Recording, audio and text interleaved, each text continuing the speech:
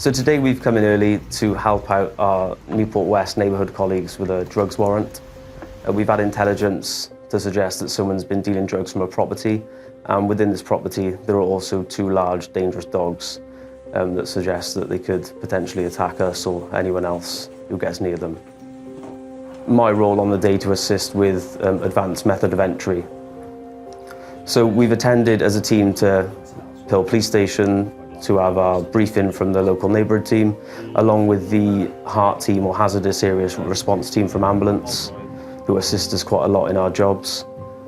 We've then left the police station in convoy to the address in Dyffryn, and my role here was to smash the pane of glass on the door. The reason I'm wearing all this kit, such as the helmet, goggles, overalls and my body armour, is to make sure that I'm not harmed by any glass that is going to be bouncing back, potentially causing me injuries.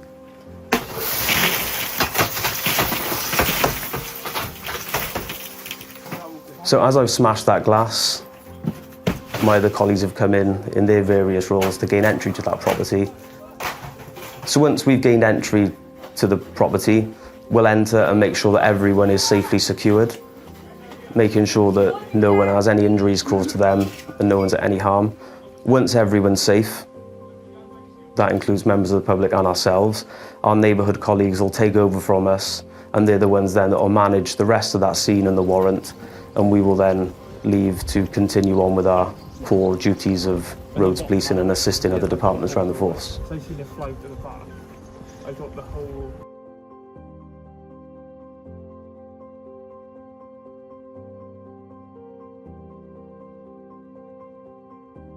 So within roads policing, every day is different. The roads policing department deal with the fatal 4 offences, making sure that Gwent's roads are kept safe. We also have additional skills such as advanced method of entry, search. We're trained in tactical pursuit and containment, also known as TPAC.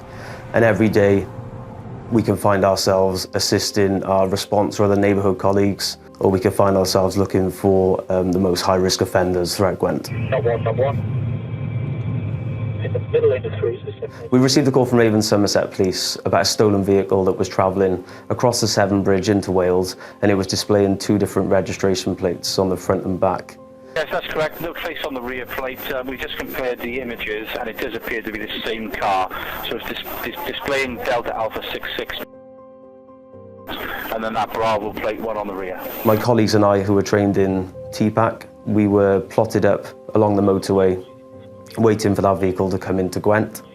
One of my colleagues then has pulled out behind the vehicle as it's travelling on the motorway.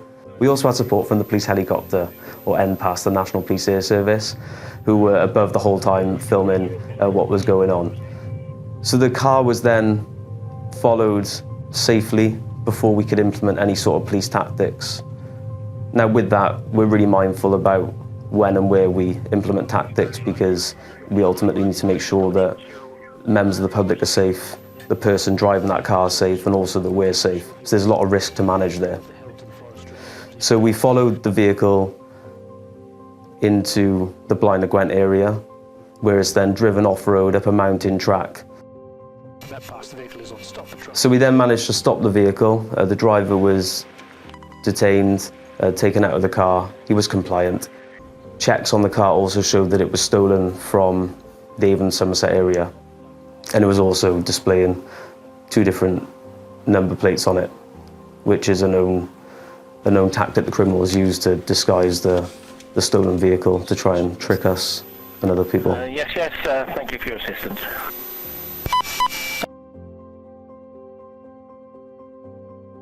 So we were out looking for a vehicle of interest that had activated one of our ANPR cameras. I'm with the driver now. Whilst I was driving through the gear towards Maze Glass in Newport, I noticed the vehicle was parked up in one of the car parks in front of some shops. As I pulled into the car park, I see someone getting back into the driver's seat of the van. I walked over to the van. I then detained the driver for a stop search. You're detained for the purpose of a search under Section 23 of the Misuse of Drugs Act, okay? Whatever.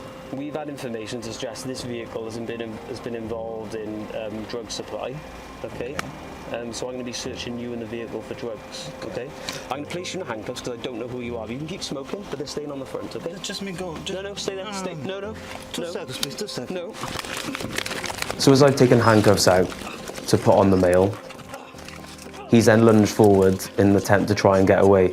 In doing that, he's managed to push me back into the door of the van and then slipped under my arms, and then I've given chase on foot up into a wooded area. He's then jumped over a fence onto a railway track. He was then tracked a short while later, and he was arrested after he was hiding in someone's back garden. Meanwhile, my colleagues have been searching the van and have found a large amount of cannabis. So everything that was seized, the drugs and the cash and the other items, were bagged up in evidence bags in order to be used as evidence in court and throughout the investigation.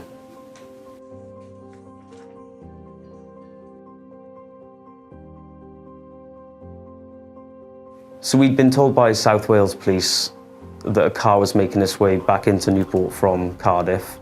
That vehicle had just been involved in a robbery where an electric bike was stolen, and the suspects had got into this car, making their way back to Newport. All we knew at this point was that the vehicle was registered and insured in Newport. We had no idea who the suspects were, if they had any weapons on them, and we didn't really know where they were going.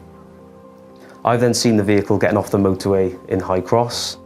As the vehicle then has driven towards the back lanes towards Cwmbran, it's pulled over outside a shop. So I've pulled directly in front of that car to stop it going anywhere. And I've got out and gone to the driver's side, opened the door, and I've then taken out my taser and pointed that at the driver. Turn it off. Anyone else in here? No? Right, hands right, I can see him now. And that is done because I don't know whether that person has a knife on them.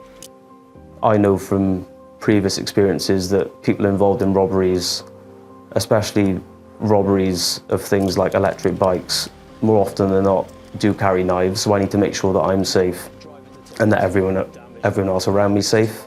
I then placed him in handcuffs and then taken him out of the car and then conducted a search on him and the vehicle. And my colleague has also then detained the passenger. In Cardiff, okay? Keep your hands where I can see them. Do not move. Give me your phone. Give me your phone. Leave your hands where I can see them. On there. Do not move. All right? I then conducted a drug wipe on the driver, and he's shown positive for cannabis. Okay, mate. As you can see on here, you've shown positive for cannabis. So it's 8:30, and you're also under arrest on suspicion of drug driving. I'm going to remind you that you're under caution, and as you do not have to say anything, but it may harm your defence. If you're going to match your mind questions, something which relate to what I here, anything you do say may be good evidence. Okay? Nothing else was found in the search, but based on everything that I've been told, I then arrested the driver for robbery and also for drug driving.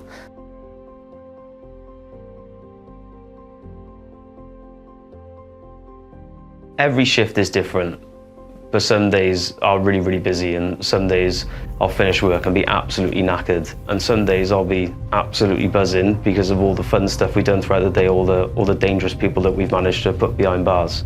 But one thing is for definite, that I come back and do this job every day of the week because it is by far the best job in the world. I know I'm biased, but genuinely it is.